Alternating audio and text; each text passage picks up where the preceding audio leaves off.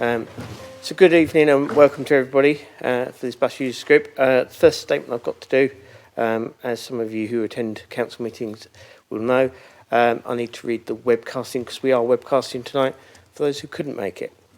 So this meeting is being webcast live on our website and is available for repeated viewing after the meeting has ended. By continuing to attend this meeting, you are consenting to being filmed and appearing on the webcast. I would like to remind those participating to use their microphones when speaking and turn them off once they've finished talking. This meeting has taken a while, obviously, to relaunch, but I hope it's informative. We're trying something a bit new, obviously, by having it webcast. So I'm hoping everyone gets a chance. So what we've asked people to do is to pre-submit questions. In previous forums, there's a lot of scenarios where the stakeholders, i.e. the bus group or the council, have had to say, we'll come back to you. So what we've tried to do is to have those questions pre-submitted and get deeper answers for you on the night. But also, as part of that, once we finish the sort of first couple of items, we've got a breakout session where you can ask a bit more of a deeper question that relates to a particular service or a particular bus stop or something that is concerning you. So I hope you find that generous. We have at the end got some feedback forms. As we've tried to go and get everybody here for this session, but what we'd also hope is that you fill in it. It's anonymous if you want to, or if you do want to leave your name and contact details, that's fine. But help us drive what this meeting should be about. So I hope you will enjoy it. So I'll start off with introductions so you know who we've got around the table. I'll start off myself. I'm Councillor Matthew Saggers, so I'll be chairing the bus user group. So if you do get questions later on, come see me or contact me for the neural methods.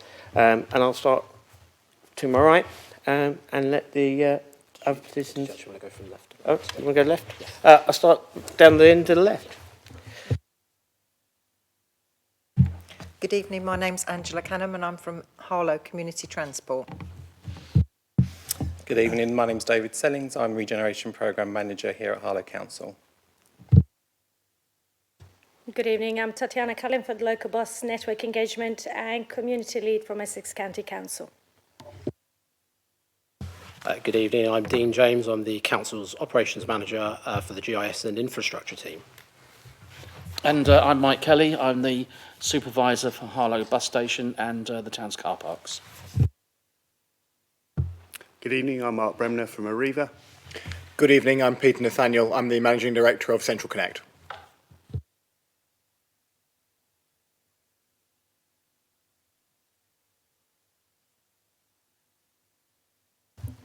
Excellent. Thank you, everybody. So we'll move on to item 2, minutes of the last meeting, matters arising. And knowing it's been several years, I don't think we have any outstanding at the moment. But obviously, this being a permanent item on the agenda, we hope to have some for next meeting. So move straight on to item 3, the Sustainable Transport Interchange Update. So I'll do that with Johnny. Thank you.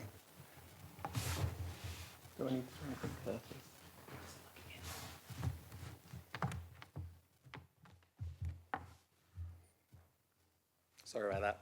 Thank you, everybody. Just before I start going into the detail around the actual transport hub and interchange, I just wanted to provide you all with a little bit of context as to why we're doing what we're doing to regenerate the bus station.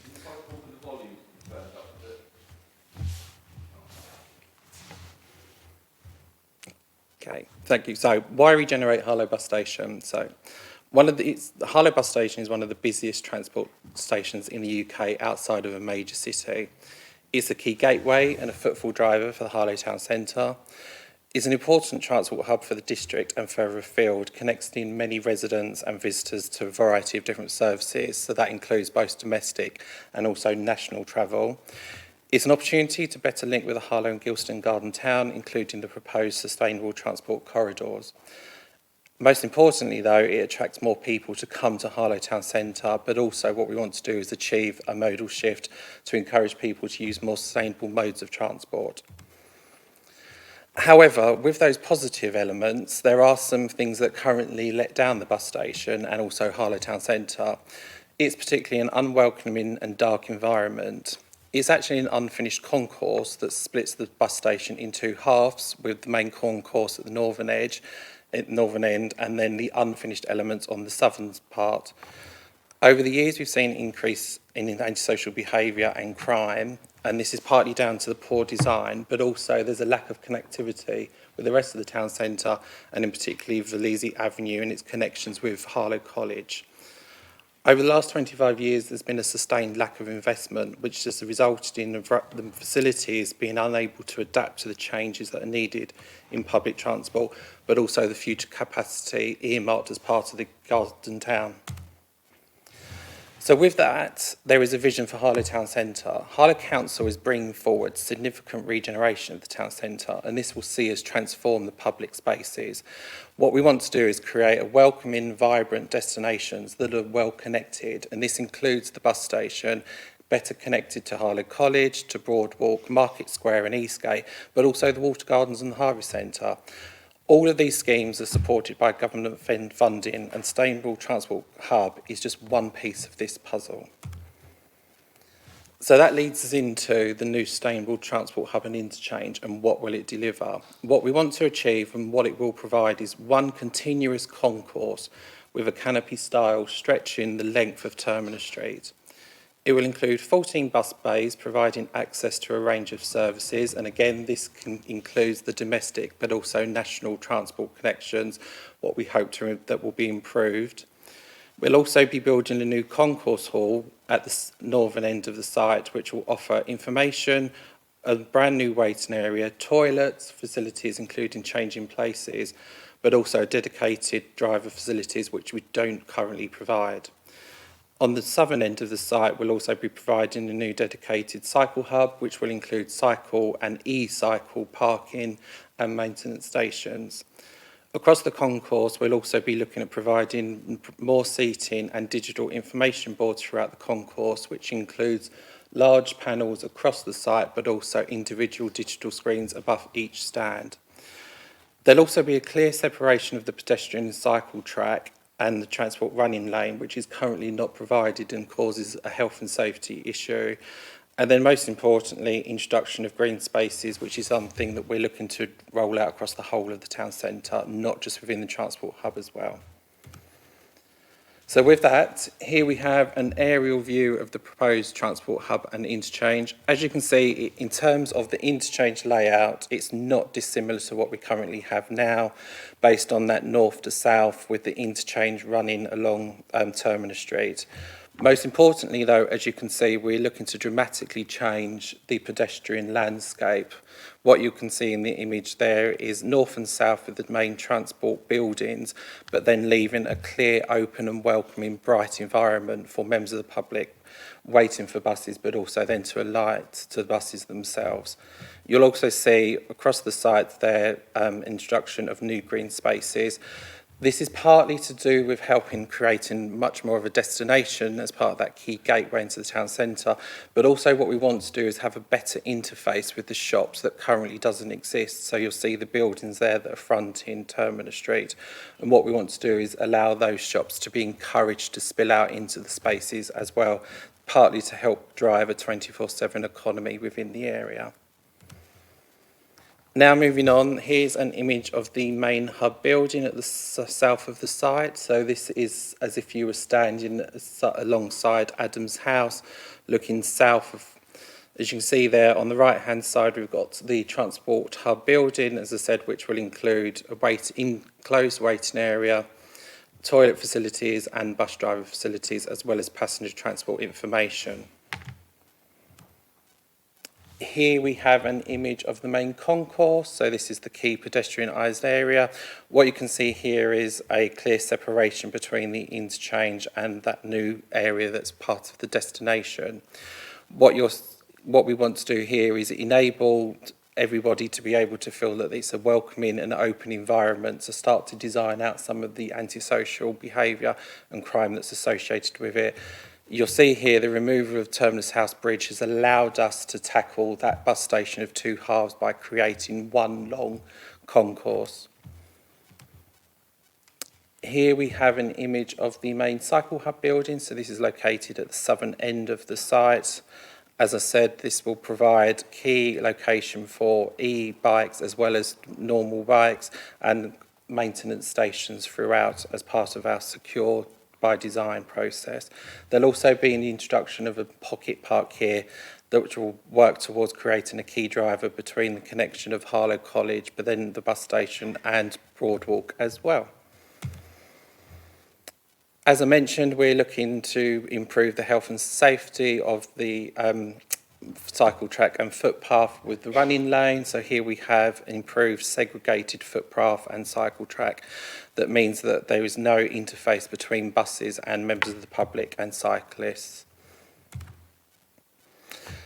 So what's happened to date? For the last couple of years, a lot of work has been going into the business case, and this was submitted to government 2 years ago and approved and the funding awarded. Following that, we had appointed the architects, which enabled us to develop the designs and undertake stakeholder engagement to inform what the final design would look like. We then secured planning permission for both the new transport hub and temporary bus station. This then allowed us to work on the demolition of the Terminus House footbridge and bus station buildings. We then started to look to procure a construction partner, which supported us to create the temporary bus station facility at Post Office Road car park, including the information kiosk and public toilet. And then finally, what's next? So the next part of the process is that we will be completing the detailed designs and appointing the construction partner, which will be completed in March this year. Following that, we will then look to start demolition of the remaining structures and clear the site, which will take place between April and June 2025. Then leading on to construction of the main transport hub and interchange, which will start in the summer with an anticipated completion of October 2026. And then finally, the new transport hub and interchange will be open and operational from November in 2026. And that's it. To stay up to date, I just wanted to let everyone, make everyone aware that we have created an engagement hub in a unit in the Harvey Centre, so please do feel free to come and visit us. We're open every Thursday, and you can come talk to members of the team about the transport hub, but also the other projects, or online. We've got both websites there, so the council's website, but also the town centre website as well. Yes, thank you. We'll now take item 4, the temporary bus station update.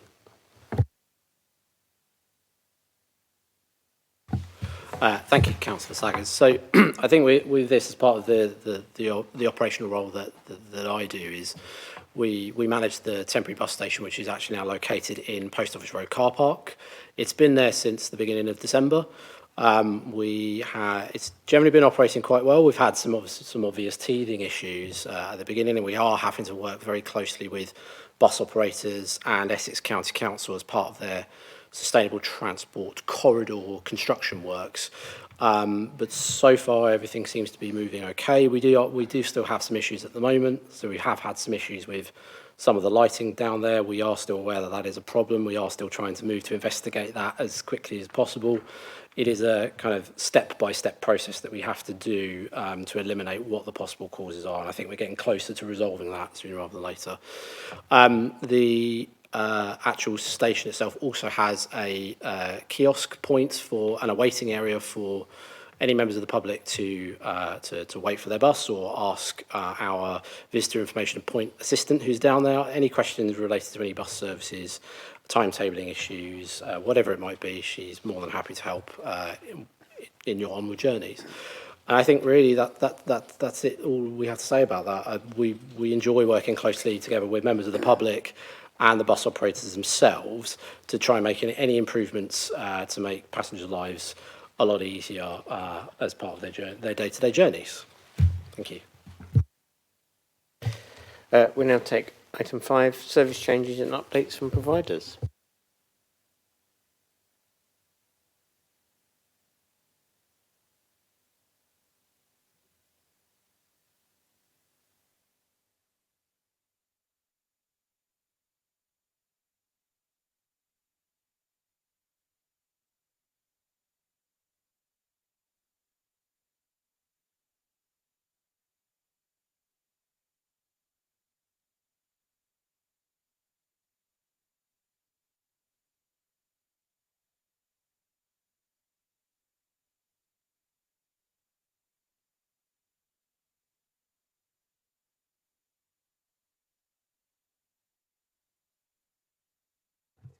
Thank you. So, as I said earlier, I work for Central Connect. We are the operator of the dark and light blue buses in Harlow, so you may have seen us.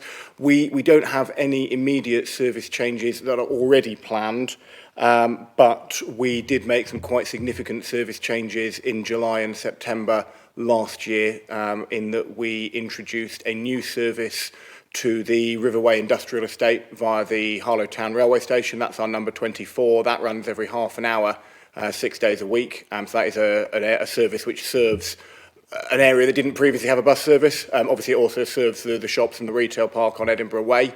And then we also significantly changed and enhanced our Harlow to Epping service through Potter Street.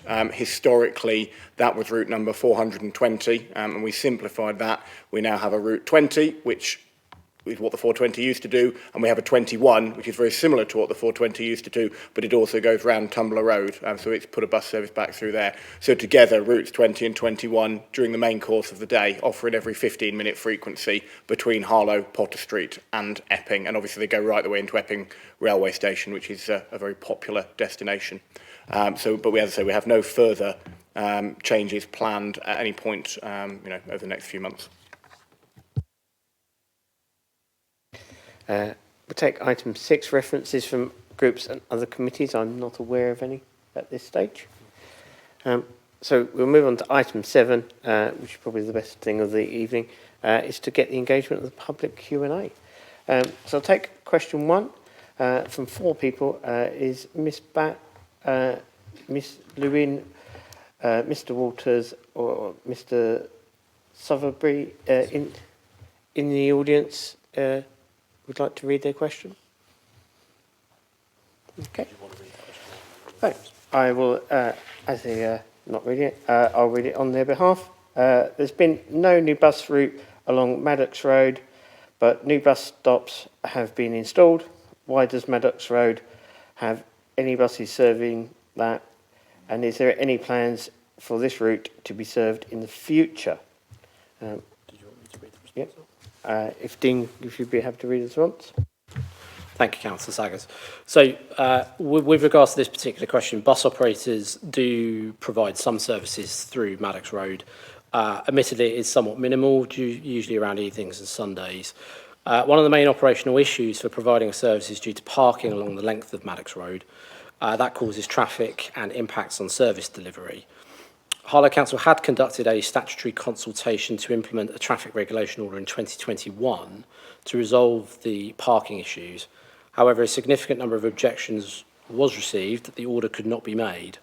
Given that there is potential support for bus services to be provided, bus operators, Essex County Council and Harlow Council will commit to reviewing this situation in the future. Excellent. We'll move on to question 2 from Miss Brewster to Essex County Council. Is Miss Brewster in the audience? No. So taking on from that, they've been told due to the new road layout at Mulberry Green that the number 59 bus service does not run through this through Old Harlow. Is this correct, and could it be reinstated? Yeah. Any comments from Arriva? Excuse me.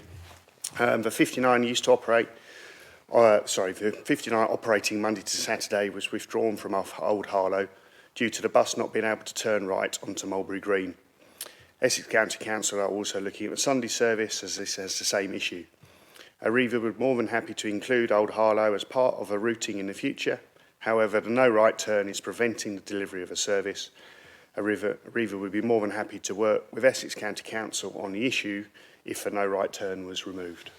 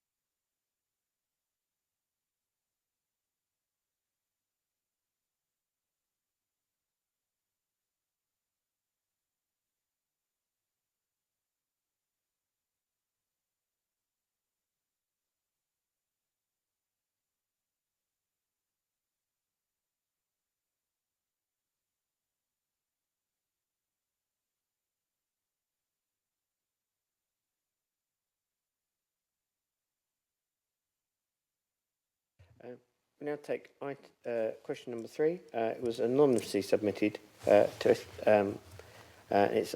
to Essex County Council.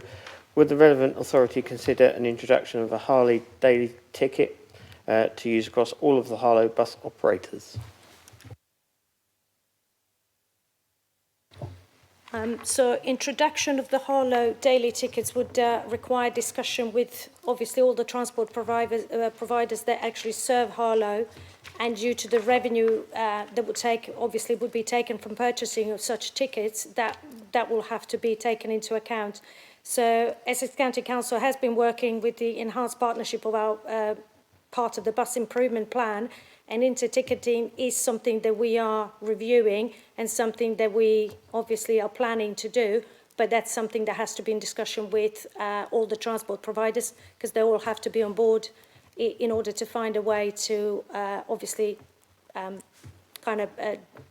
disseminate the revenue in a correct way. Yes, Madam in the purple.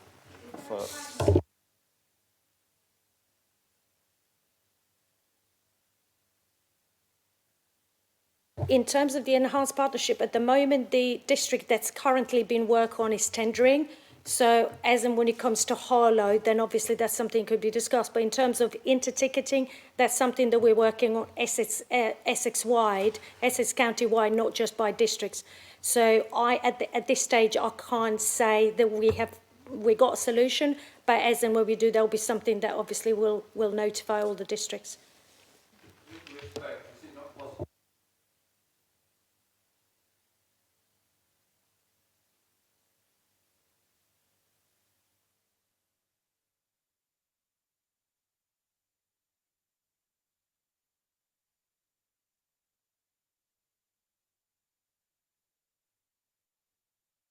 It's purely because the funding that's given, we got a deadline to use that funding with a time frame, and we just don't have the resources staff-wise to work on 12 districts at the same time. It's just not possible. And again, we work this in collaboration with the transport providers in individual districts, so it just wouldn't be possible to do it all at the same time, as much as we would love to.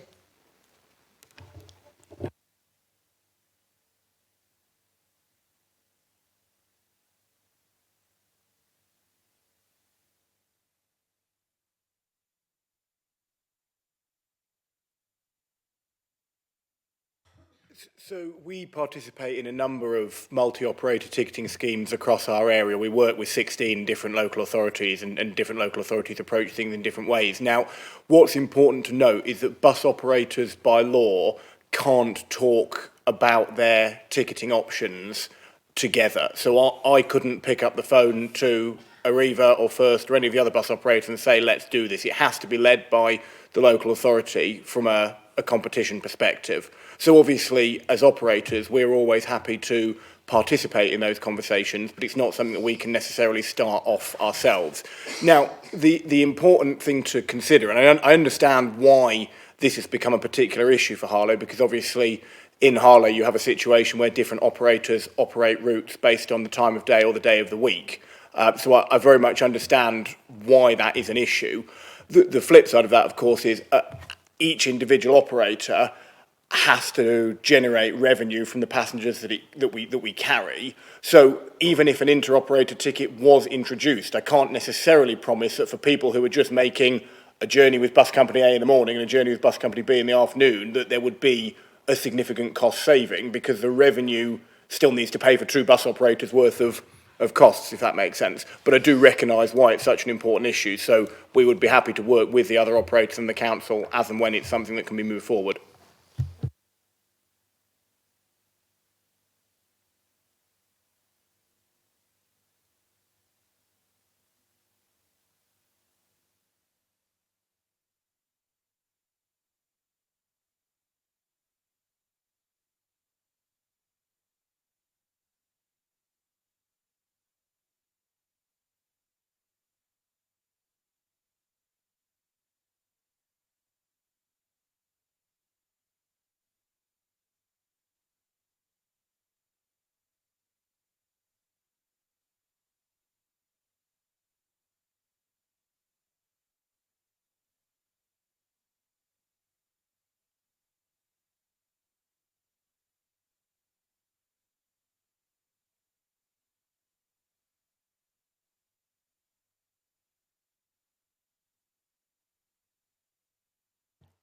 just if I can jump on that one. So in terms of selection, I can't give you exact way how the selection process went when they decided what is going to be the first district. All I know is that at the moment is tendering, and they're working now to kind of possibly going forward. The plan is to try and do as many as they can going forward, because they're realising that obviously if we're doing one district per year, some districts might wait many, many years to do that. So I can't really give you a reason why tendering was first chosen, as I'm not privy to information, but I can certainly come to the person that was leading on that and get some information possibly to be shared with the public. Okay. All right. If we take any others to the breakout session, because obviously we've got a number of questions, and we can I'll meet with anybody who wants to take that forward, and we can pick that up as a matter arising. So if you come and see me as we start the breakout session. Question number 4 from Mr. Phillips. Is Mr. Phillips here? No. So his question was, the number 10 service from Church Langley is regularly late. At Latin Farm stop, there's no timetable, shelter or seating. Could this be actioned by the relevant authorities? And this, yeah, so I'll take Arriva first, and then we'll go to Essex County Council for the bus shelters. Yeah, so in terms of the number 10, we've recognised the fact that service hasn't been as good as it could have been, so we recently changed the timetable to allow for improved punctuality, including removing the trip to the train station, which was causing significant delays due to the roadworks to the construction of the north to centre sustainable transport corridor. We're hoping that this change, the putting on of the 7, will improve the punctuality of the 10. So we take Essex for the second part of the question, please.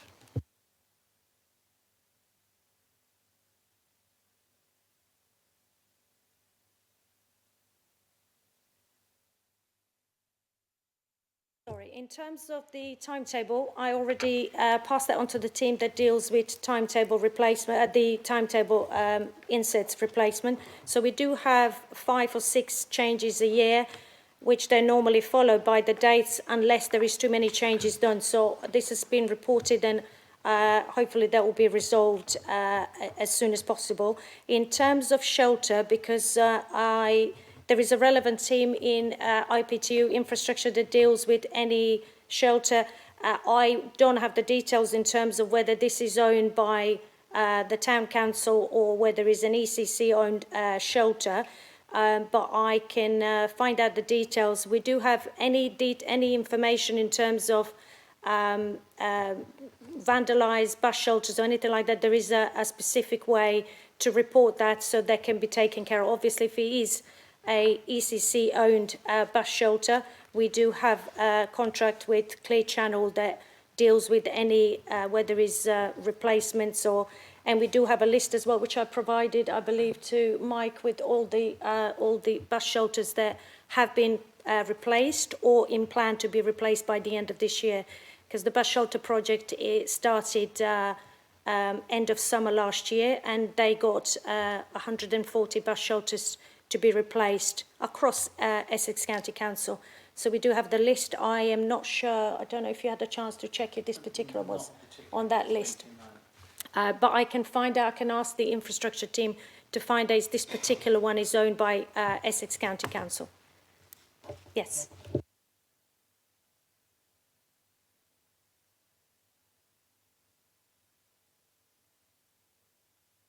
I don't know if this, if that would be a remit of Essex County Council. So if it is a planned installation of shelter, they will have a list of planned. So if it's not planned for this year, then obviously this is just, they got a contract for 10 years. So this will carry on for another 9 years. But they got a plan, a list of shelters that will be installed in the first year of the project. So I provided the list. Like I said, this one is obviously not on there, but I can find out if it is something that is it's going to fall under Essex County Council in installing the bus shelter.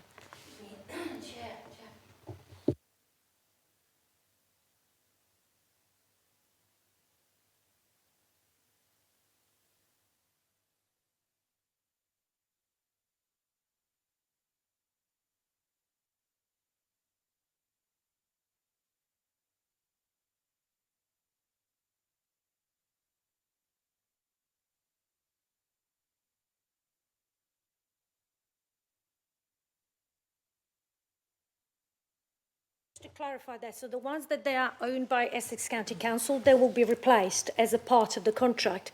But the ones that they are not owned by Essex County Council, it could be whether it's a parish or a town council owned shelters, they'll be able to apply for replacement and they'll get the costings, but they won't be fully funded or funded by Essex County Council.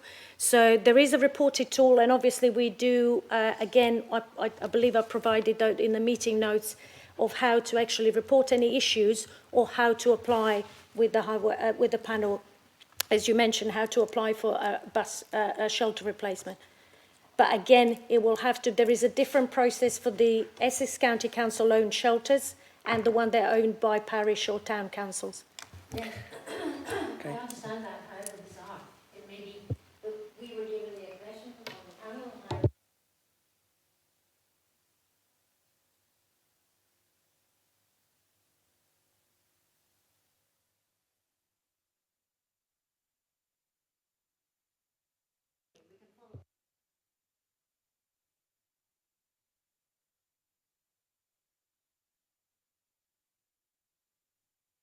and I'm happy to liaise with Essex and obviously with the chair of the Highways panel to make sure that they, and we'll bring that back as a matters arising to the following meeting. So we now take question number 5 from Mr. Roberts to Essex County Council and all bus users group. Is Mr. Roberts in the audience? No, I'll take his question then. There's a lack of bus services that serve Potter Street. The bus shelters and bus stops are at risk of becoming relics of the past. Why is it the case when the demographic of the area would support a service? Thanks, Councillor Saggers. So parts of Potter Street are currently served by weekday and weekend services. However, some routes, such as the number 9 and the 420, were not supported and were removed. Unfortunately, a service may not be viable given the intensity of the service along the 2021-22 route corridor. Essex County Council and all bus operators will continually review whether bus services can be improved in Potter Street and will consider this when it is viable to do so. So anything Yeah, so I'll just add to that, because obviously we're the main operator of services through Potter Street. So I would say the southern half of Potter Street gets a very good bus service, and it gets a bus every 15 minutes. I accept that the northern part of Potter Street up towards Church Langley doesn't have a bus service that we provide.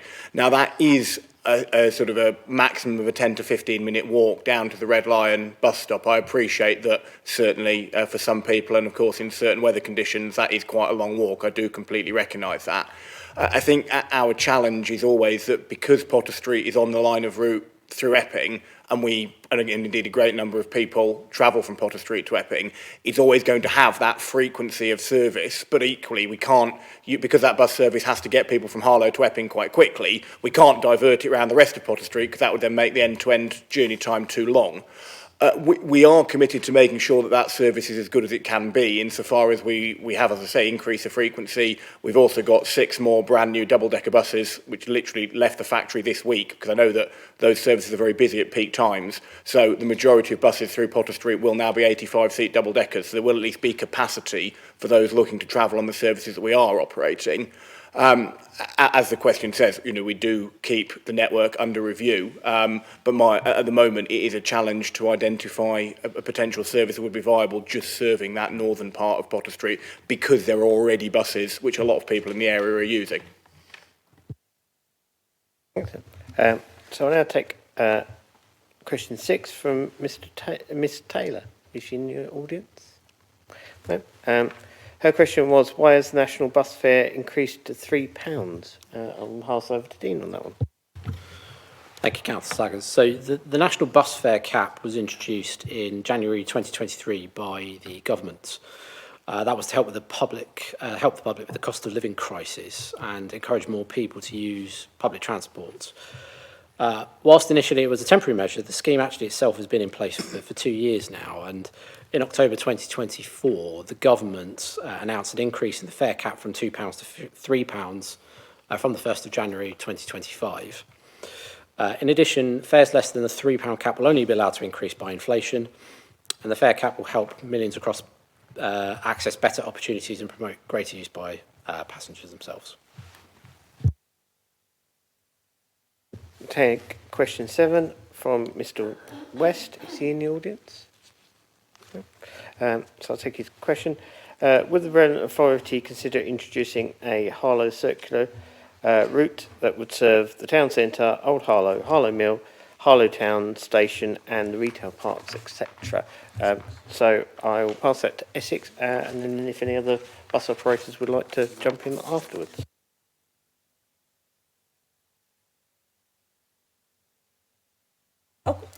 Apologies. Currently, Essex County Council is not considering to introduction of any new routes. However, as a part of the bus service improvement plan, it could consider due funding being made available in the future.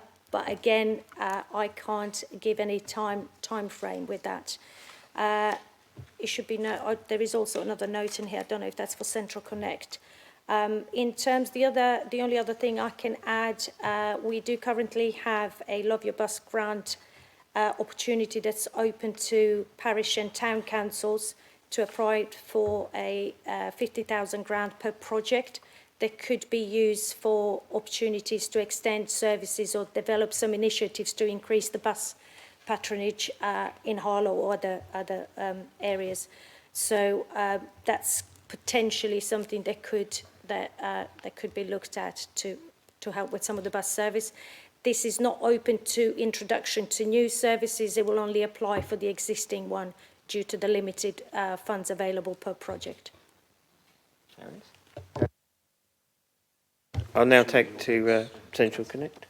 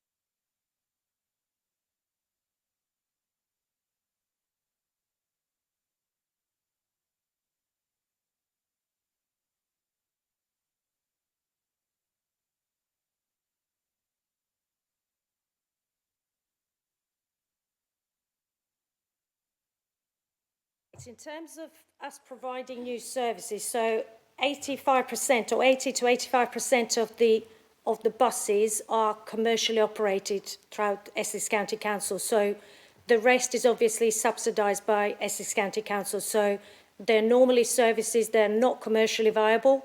And by our policies, of course, we're providing services to make sure that all areas in Essex County Council are covered and they give opportunity to all the communities to use public transport as and when they need to. So in terms of providing new services, for us, we wouldn't necessarily, unless there is a part of Essex County Council that does strategy. So when we do developments, they will look in, obviously, private developments where there is Section 106 money, which is basically the developers that they would give a certain amount of money. So we always look how we can improve or introduce new services, but they are always funded by that Section 106, which is, again, like I said, the developers' funding.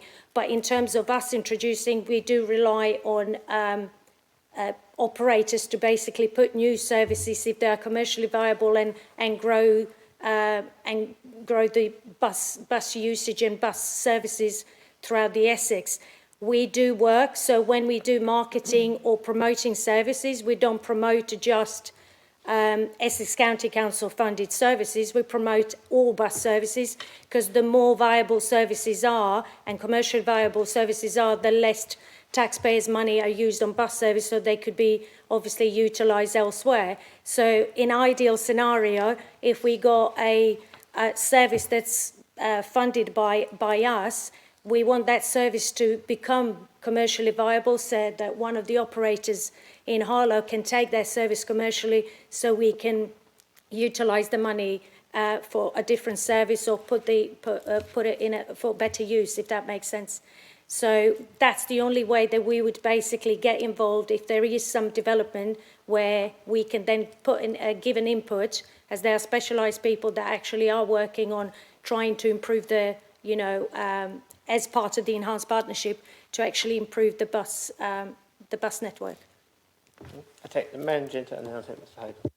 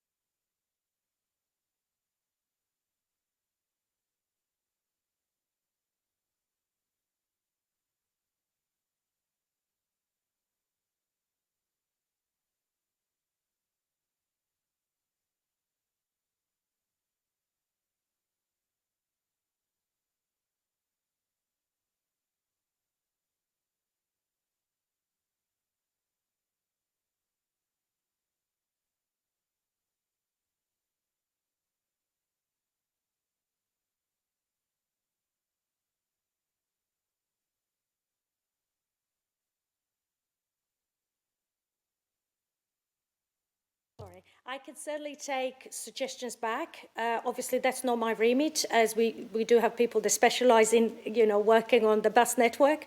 But all I can do is, if you got specific suggestions, is what developments they are and what connections you can, I can certainly put that to the department that deals with that, and see what can be done. Again, this is not a decision. It's a lot of the time the decision is not up to us. We only make recommendation of how we think that section 106 can be best used and what we suggest, but a lot of the time that is up to the district council to make that final decision. So I'm going to take an action on that one, unless anyone's got any varying comments as to bring back matters arising to the next meeting. Do you want to do your thing?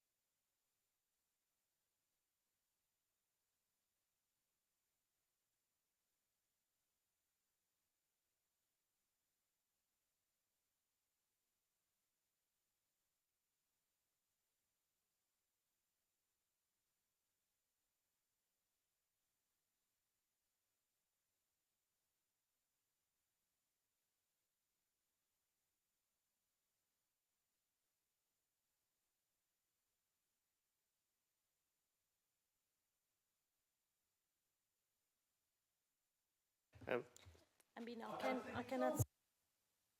Saying, oh, we're building this lovely new bus station and all that,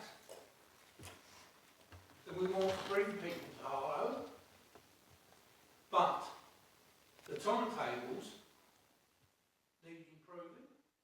We need a service of weekdays up to 12 o'clock. Okay, if you're lucky to live on the 510 route, you can get home at any time, don't you? Because it's a sensitive bus. Right, if I can just clarify the evening journeys and perhaps the Sunday. So when we obviously review some services, again, I can only comment on the ones that are ECC-funded services. So when it comes to looking at the frequency, so when we decide to change frequency to the service or remove evening journeys or weekend, reduce the frequency on the weekends, that's basically done on purpose that the service is not being used, so they're looking at the passenger numbers, and normally if they've removed the evening journeys, and my colleague can confirm that because she obviously worked within local bus, is they would look at journey per journey, so they would know exactly how many people are using it at certain times. So if there was a lot of people using the service after 10 o'clock, they wouldn't remove those journeys.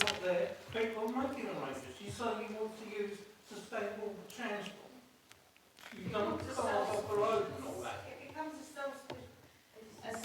Sorry. fulfilling prophecy, doesn't it? If we don't invest in a bus route, then it doesn't run. Yeah. And if Ladies and gentlemen, the time that it runs is cut or irregular, I beg your pardon, I don't go through the chair. Can I continue? Thanks. So I just feel it's this is an issue that applies to all of you, bus providers, doesn't it? But as somebody who is an older bus user, I'm dependent on it, as are, I'm sure, other people here. Yeah. And we've seen it reduced, and your issue there about having a circular route it couldn't be more apposite, really. And it's expensive, I would imagine. Luckily, I still have a pass. How long for, I don't know. But I must be very difficult for people who don't have passes. So, ladies and gentlemen, I'm very keen on delving into this issue. My action for this one is to follow up with Essex. And what I want to do is, obviously, we are keen to take it to the breakout session where we can obviously drill out this more. I'm keen to get the questions done that have been submitted, and then I'm happy to talk to anybody outside of this, take actions and bring it back to the matters arising to the following meeting, if that suits everybody. And then we can, because there are some questions that I know has been raised during these comments that follow some of the following questions, so I don't want to duplicate the answers, and then anything that's left up afterwards we can take in the breakout session, because obviously that's more time to actually discuss the separate bus lines, the times that it's running, and obviously I can make notes of that to bring to the next meeting that matters arising. Excellent. So I now take Mr. Adams, is he here? No. His question, the number 10 service at Burnt Mill School arrives at 8:40 when the school starts at 8:25. They've brought this to Arriva's attention on several years, but yet received no satisfactory response. Why is this? So I'll pass this over to Arriva. Arriva can confirm that the bus service to Burnt Mill School should arrive at 8:09 a.m. It's scheduled to arrive at that, and I'll be honest with you, the reason why it might not arrive at then is it'll be stuck in traffic trying to get out of town. I'll take question number 9 from an anonymous person to Arriva. They're having issues in the 509A bus to Stansted Airport. They've arrived to catch a bus whilst passengers are still being served, only to have the bus barriers to be closed and the drivers to refuse me entry. Why is this? Just to confirm, this affects all the Stansted buses, not just the 509A. Drivers obviously tried to, well, and the bus station, to be perfectly honest, because it's the same everywhere. So drivers tried to carry as many passengers as possible. However, they have a departure time to try and keep on time. And they must close loading to achieve their departure time. The issue has recently been exacerbated at Stansted as our drivers preparing to the departure shut the gate, but Stansted coach staff have been reopening the gate without warning. This is something we've taken up with the airport directly. If you had a never-ending queue of passengers and didn't cut it off, then the bus would never ever leave, basically. We'll now take question number 10 from Ms. Gords and Mrs. Jackson. Are they in the audience? No? So their question was, can the next bus user group be considered during the day and more accessible for elderly people? I was quite glad to answer this one on the council's behalf, the answer is yes. The reason this one is being held at this time and this date is just to arrange everybody's calendar, because we were keen to get it going as soon as possible. Our vision is to take it on the road where possible. We're also considering whether that is feasible with the webcasting, so that I can get as many people to either view it, to attend it, different times of day, different locations, just so that we can get as much feedback. And again, for those who were able to attend, and again, I'll put it out to those on the webcast who watch this after, if you've got a problem, contact me, fill in the feedback forms, because with only your feedback to give us, we can then tailor the meeting to match. Madam over there.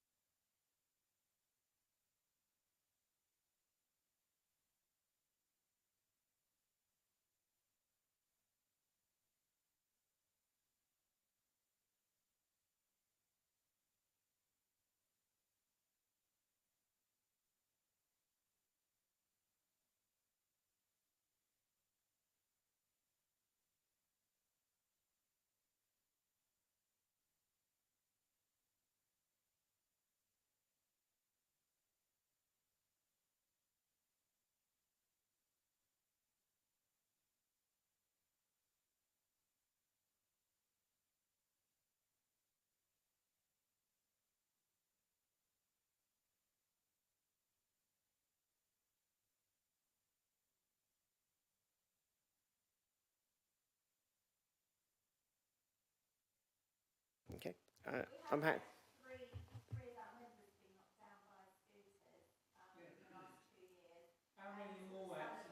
Mr. Hode, please.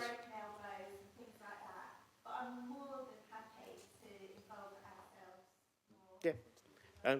As I said, I'll be at the breakout session. More than happy to conversate.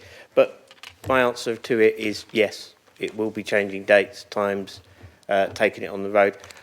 Madam, it's a quick one, but otherwise I'll take it at the breakout session. How soon will that next meeting be? When will you get that next meeting? We are hoping to get everyone's calendar, and we hope to give an answer within the next couple of weeks.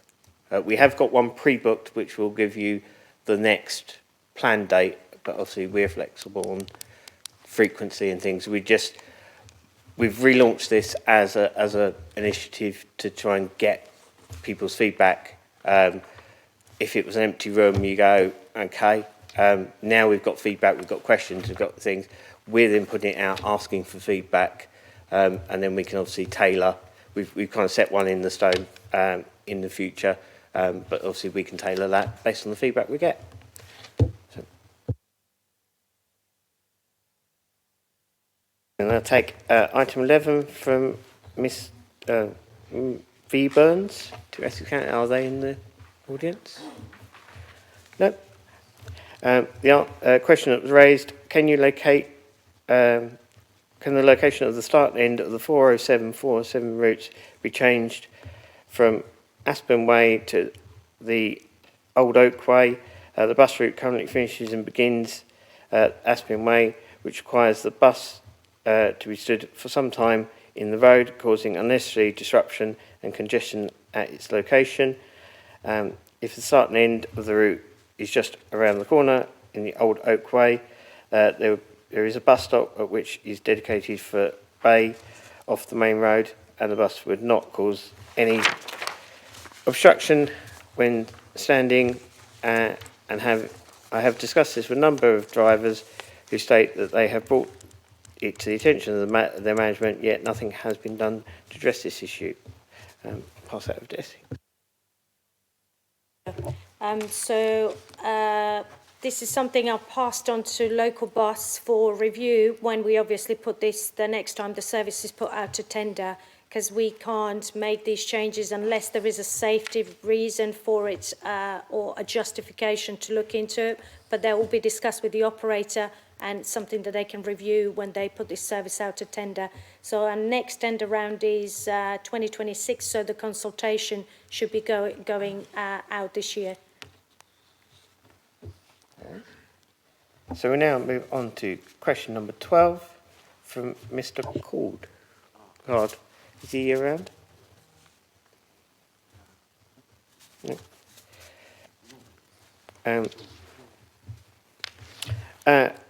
When can we expect an improvement in the availability of the bus and staff to run a full service as advised? In the week beginning Monday, the 6th of Jan, the Tuesday the 7th, route number 3, 50% service between 6 a.m. and 4:30.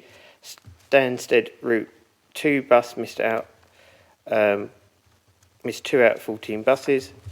Wednesday the 8th, route 3, 50% of buses between 6 and 4. Stansted route missed 1 bus out of 14. The 9th, route 3, 50% of buses between 6 and 1 p.m.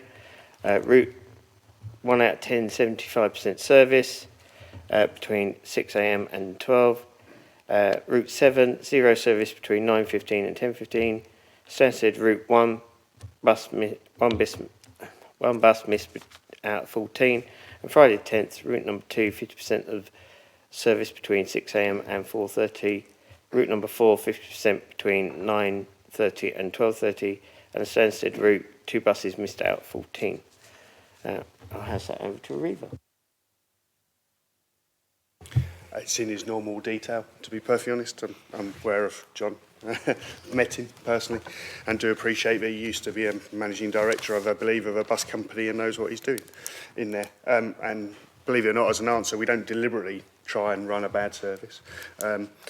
In terms of his specific questions, Harlow Depot's about 10 drivers short at the moment, which is the best we've been for probably, well, at least the 5 years I've been there.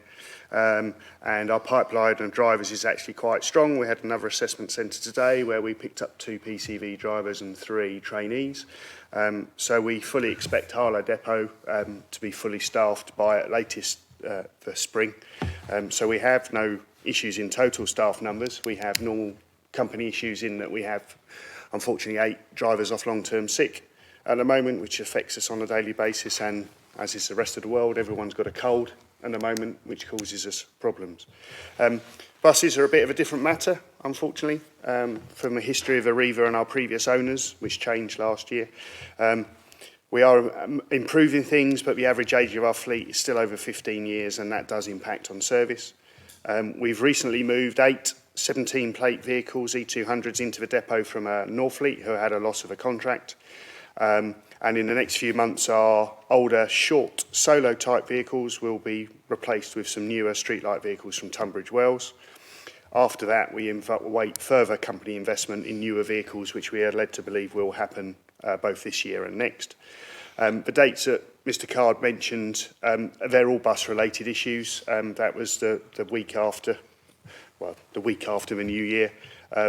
It was exacerbated the age of the buses, cold weather, and quite specifically deliveries in parts over Christmas. Most of our suppliers and local companies shut down for quite a while over Christmas, or at least the days, and trying to get parts has been an absolute nightmare, to be perfectly honest, which is exacerbated by the age of the buses in there.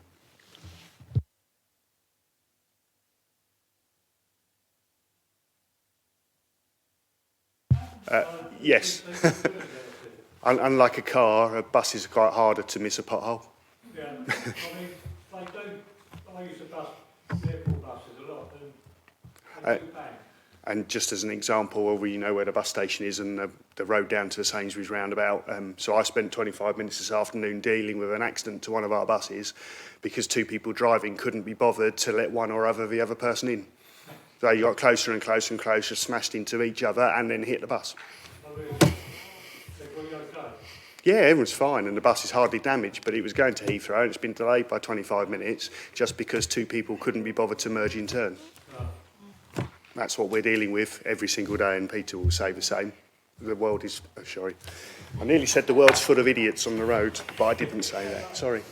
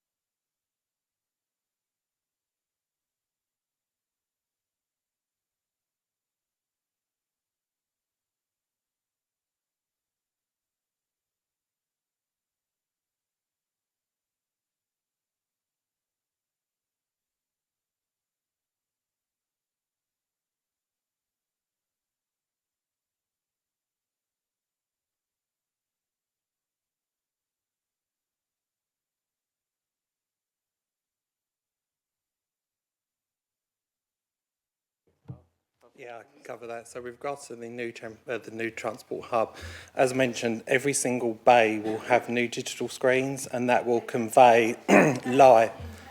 Yeah, so they're just covering the transport hub. I can't talk on behalf of the other shelters, but we will be providing that live up to date.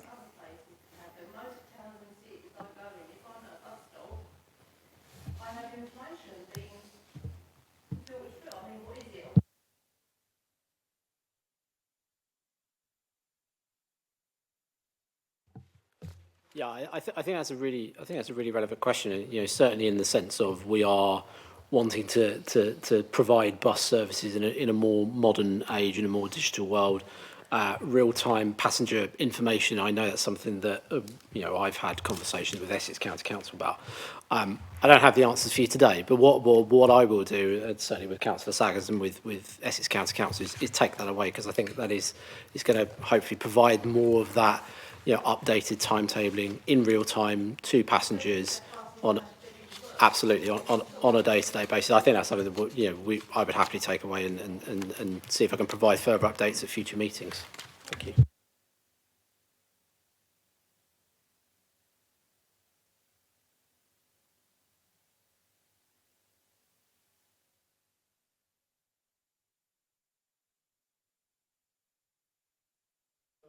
Yeah, all the Hertfordshire stops, well, I say all, most have a live departure board on them.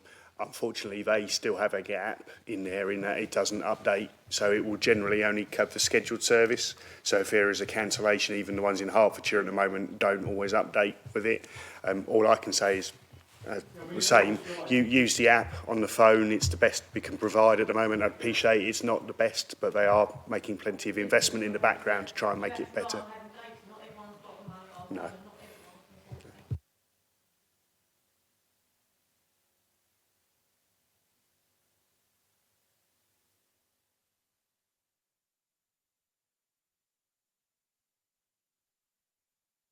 Yeah, they do have it, because we cover Hertfordshire, I cover Ware Depot as well. We get a lot of feedback in Hertfordshire, and it works and doesn't work.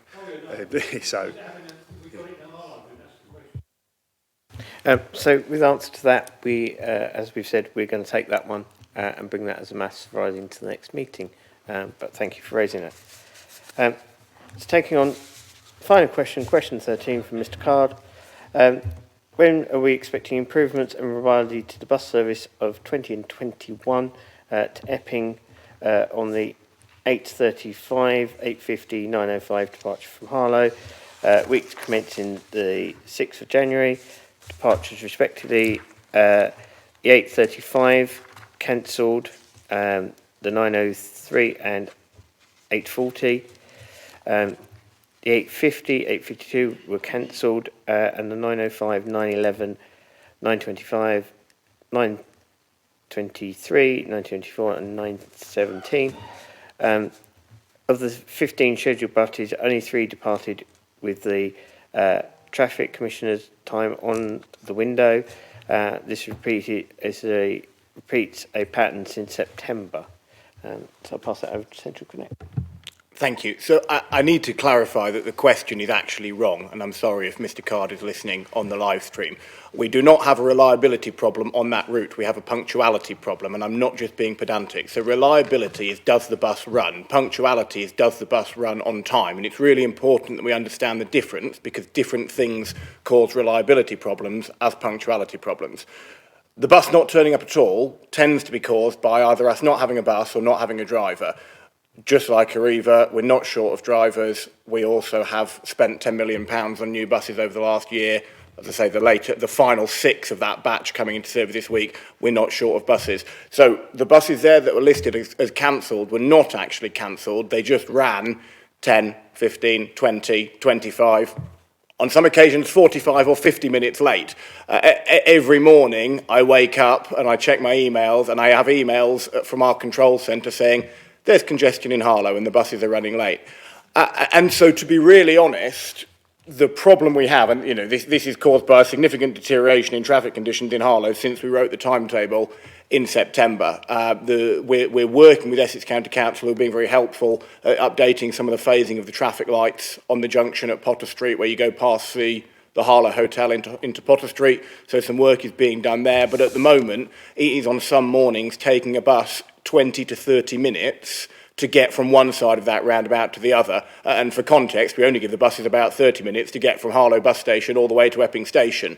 So I feel your pain, because you're the people waiting out there in all weathers, waiting for a bus to get you to work, to school, to the shops, whatever, and it's not turning up. Equally, I get your pain in reality, because I've stood at Harlow bus station on customer service duties apologising to 30 people when their bus hasn't arrived, and I deal with the emails in the office when they write in. But we as an operator can only do so much. Our job is to get the buses out of the yard on time in the morning, with drivers who know where they're going and go where they're told and all that kind of stuff. Once they're out there on the highway network, there is very little that we can do, certainly during the morning peak. Once the morning peak ends, our control centre then will adjust buses and try and get them back on time, and we can have a very interesting conversation about that in the breakout session or afterwards. If you're struggling to sleep at night, I'll tell you how we do it. But in the morning peak, when you put a bus on the road and it just doesn't go anywhere, there is very little that we can do. So that's not a cop-out answer. I want to do more, and we are always reviewing our timetables to try and make them more punctual. But we do also need to work with the highway authorities to improve bus priority measures, i.e. bus lanes, bus gates, anything which can actually allow us to get the buses through in a consistent amount of time every day. So I'm hopeful that, through this process of dialogue, which I think, although some very important and very relevant issues have been raised here, and perhaps people perceive that, change isn't happening as fast as it ought to, the fact that we've got this dialogue, I hope, will start a process of improving those services, and infrastructure for us to all run our buses on very much needs to be a part of that. That being the last question, I'll move on to item 8, the date of the next meeting. You have a letter. Of which I said... Admittedly, you haven't had any notice. I know, and as I spoke to you before the meeting, I would... It would be good if it were logged, just so I can reassure the residents that it is now in the system. Okay, well, I'll do the simple thing. If they're watching the webcast, I have their letter here, which I have said... well, I did not know that before the meeting. But as I've said to you, I will take a facsimile of this, hand it back to you on Thursday's council meeting, and then I will draft a response of which you'll be copied in on. And that will be within the relevant time once I've spoken to the officers about the letter that I haven't even read yet, because you gave it to me 2 minutes before we started. Lady back. In the lead up to this meeting, when it was publicised on Facebook, there wasn't actually a cut-off date for the questions publicised. So I did submit one last Monday, and then my colleague Andrew submitted one as well. Is it possible to ask those now, or do we have to wait until the next meeting? I would say ask it in the breakout session. I'll check with the officers, because they compiled it and obviously sent them out to thing. we will make an endeavour to put a closing date on all the notifications, and next time. It was a very sort of working back on what was acceptable and what was thing. We went with the standard 2 weeks that we do with the council and full council meetings. Obviously, that's our thing and something I can take up, that we make sure it's definitely publicised, the date of the closing thing. But I'm happy to discuss those with you. And if we've got them in the system, we can do those not having to wait to the next meeting. We can obviously get you a response in the meantime. So taking item 8, the date of the next meeting. Now, this was set when we sort of originally published the agenda to our colleagues, was set for the 29th of April. Venue to be determined. Obviously, we're keen to make sure that we get as much of the newfangled technology in as we can. So we will need to sort of work out one thing. But as we've said, and as I've spoken to the lady before, I think we've had email conversations since the initial publication of the agenda. We are happy to discuss roadshows, different things, so that we can get engagement and how that looks. Obviously, as I've previously stated, if you can put it on the feedback form, we will respond to you. I believe you've emailed me directly, and I have come back to you with a detailed response before the meeting on what our plans were, and obviously happy to take that out in the breakout session. I was going to say, bring us to a close now in the webcast. Yeah.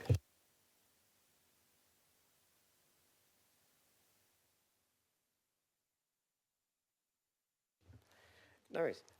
So we now go to item 9, which will bring the webcasting to an end. Unfortunately, sorry for those people who are at home. We'll hopefully give you some notes and some social media at the breakout session. And obviously, I'll be around post the finish of the webcast to speak to people if they want to talk. And obviously, you've got the operators here for any more deep diving questions if we haven't already raised them previously. So thank you for everybody for attending, and thank you for those who attended online.